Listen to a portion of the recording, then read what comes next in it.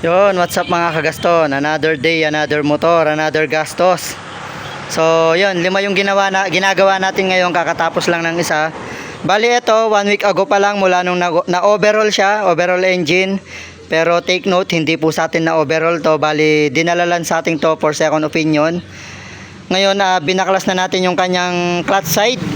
So, chinek natin kung tama ba lahat ng pagkalagay doon.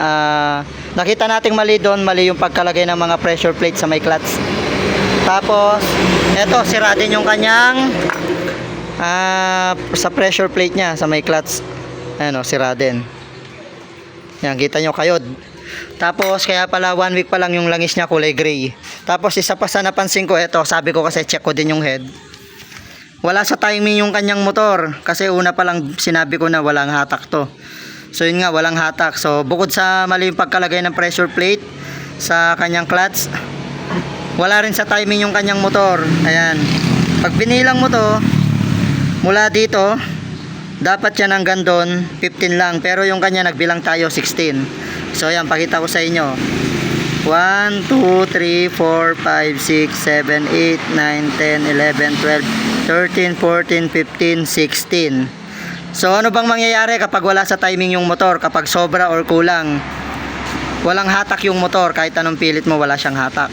Ginagawa naman yung sobra at saka kulang sa timing kung ikaw ay naka-racing cam. Ang tawag kasi doon, advanced timing or delay timing. Doon ginagawa yun kapag naka-racing cam at saka naka-racing cam gear. Depende yun sa gumagawa. So natry na kasi natin yun na advanced timing kasi nga naka-racing cam. Doon ginagawa yun. Pero pagka ganito na all stock, wala sa timing, walang hatak talaga yung motor. So eto, 1 week ago lang mula nung overall.